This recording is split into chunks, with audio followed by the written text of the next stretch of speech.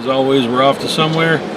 Here we go. Roll that thing. My name is Damian Knight, and I've built cars professionally for nearly 20 years. But I started out homeless at 17 in the murdering streets of New Orleans. My dreams to build fast cars pushed me to build a life from nothing, and 10 years later, I was the head of a multi-million-dollar company. But it all went bad. Follow me as I continue my journey through our automotive culture, explore great driving roads, and find my way back into the game on Night Drive TV.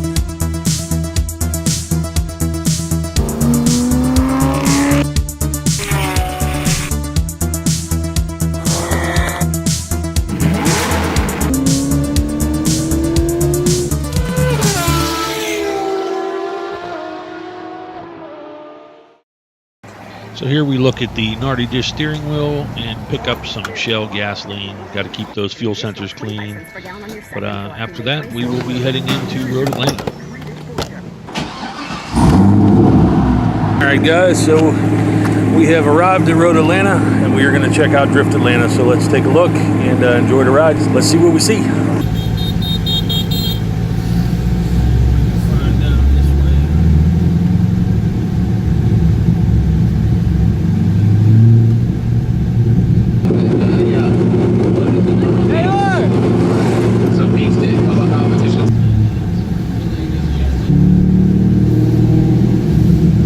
Tempted to do the tunnel rev, but wasn't going to be that guy at that moment. But you can see there's quite a crowd here. Searching for parking can be something. Here's an R32 passing by. Nice, pretty common at this point. So after a quick scan of the parking lot, I find a spot for my old bitch, and we're going to jump out and head to the paddock. Here comes a Corvette. That's not that one.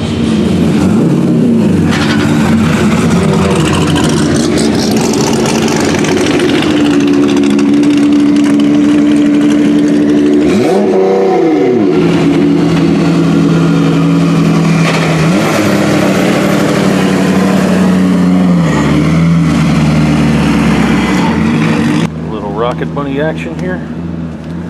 Not too bad. Do a little parking lot scour in here and see what I can find. He's getting into it. How about that old DA right there? So my parking lot hunt didn't bring up much, so we head to the paddock.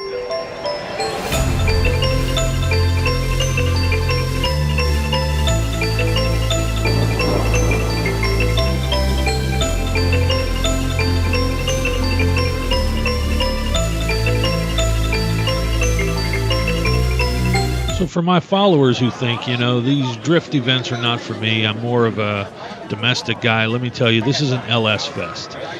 Cars here are really maybe imports by origin, but the LSX motor dominates this sport.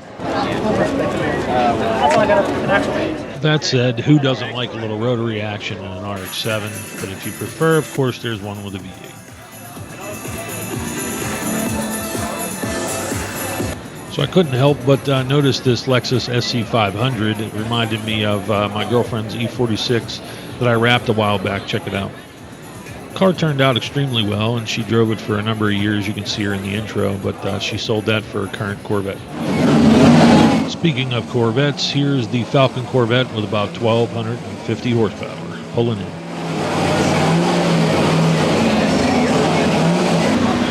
Beloved or hated Corvette guys, the Corvette presence in the drift scene is increasing steadily. Due to C5 and early C6 chassis used prices falling, LS swapping another chassis versus buying a Corvette becomes a real decision. Plus the Corvette chassis' entire body, quarter panels and all, simply unbolt. Win-win.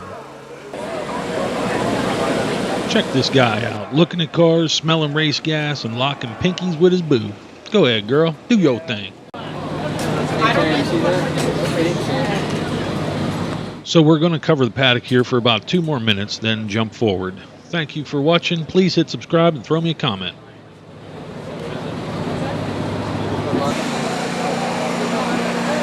As with many of these builds, I'll point out here that a lot of these cars don't run a radiator up front.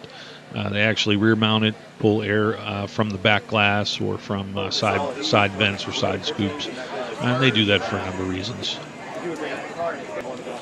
Here I just take a quick look at the lower control arm modifications and things they do to achieve maximum angle for those of you that are not too familiar with drift.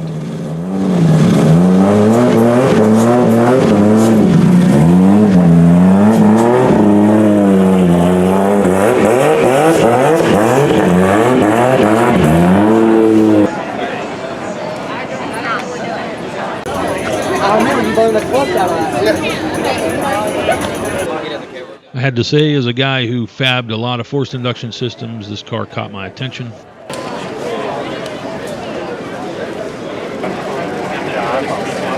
So for guys unfamiliar, you can see the hydraulic handbrake, and that's coupled with a sequential gearbox, and that's the secondary lever that's all black. This S13 chassis had kind of an R-Magic headlight conversion on it. It was just a DIY type of version, but pretty nice.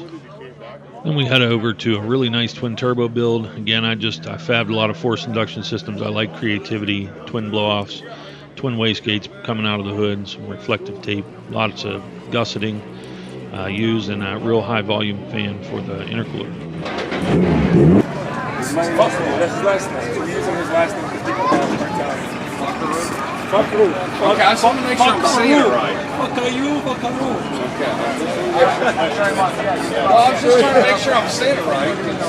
I was trying to find where you guys were parked at, and I'm like, and everybody's like.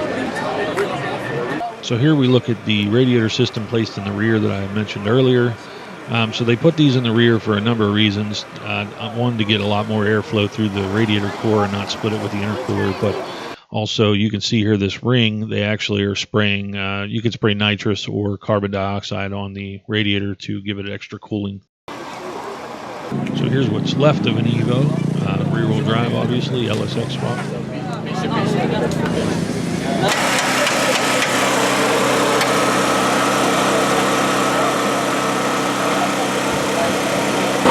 While they're making some repairs, I'm going to take a look at their forced induction setup. You can see the wastegates out the hood, but I'm going to point out the front crash bar assembly. So they do this not only to protect the car, but to make it something that's easily replaced. But you can see the external cooler that's been added along with the intercooler setup.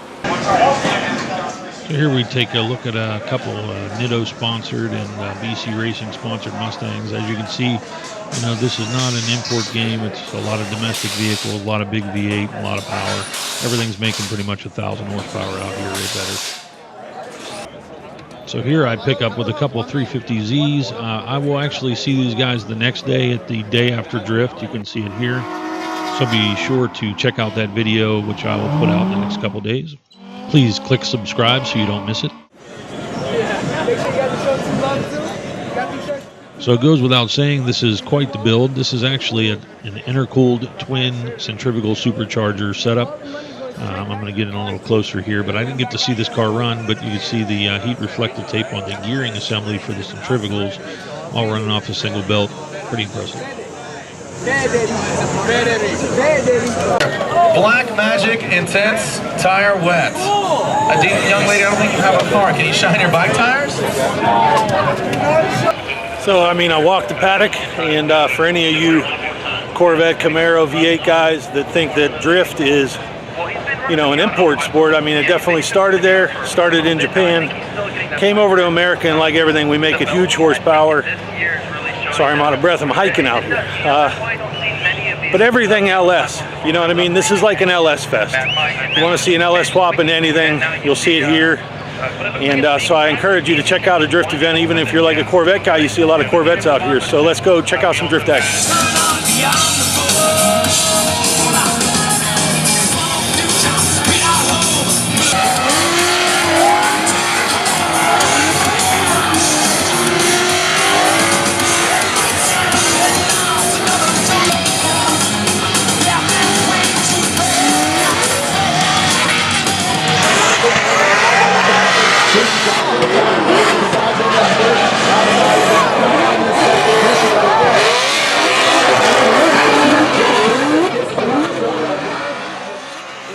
So the unique part of Drift Atlanta is the entry into 10A, which they are doing quite a bit of speed there. They go up, they do the full turnaround, and then head back in the direction they came from. Pretty good.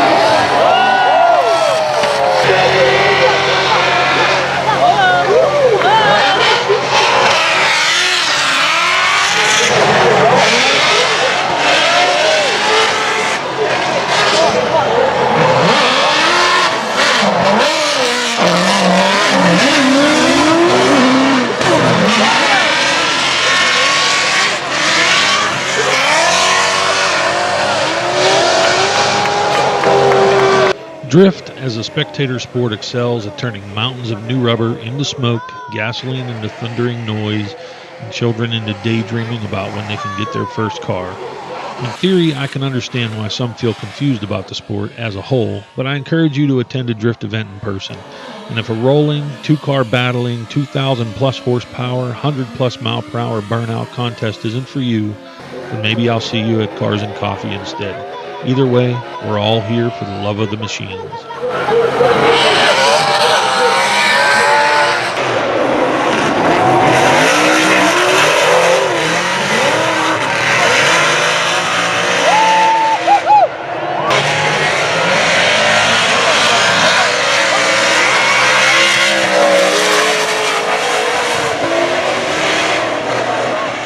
Well, that's about it from Road Atlanta. I'm going to try and get out of here while I still can. It's not the final by any means, but this is what I have to do to get out. So it's going to be a long stop and go trip to get out of here, but I hope you enjoyed it. Please subscribe. I'm out here hiking for you. I'm trying to just get a little taste. So I really appreciate it. Thank you so much. I'm going to have coverage of an event that's actually tomorrow across the street from here. Catch it. Thank you. So on the way out, I watched some drift action overhead. I, of course, had to get my tunnel battle in, and then some people heckled me to do a burnout in front of a state trooper. Some little kid held his wiener so tight he fell, and I almost got in trouble on the way home.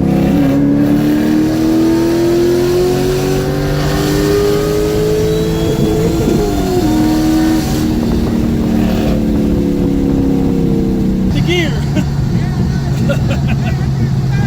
Thanks, man. Thank you, man. Oh, shit! Lucky for us, we only raced from 20 up to 55 miles per hour, which was the speed limit on that road. But, you know, it's scary nevertheless.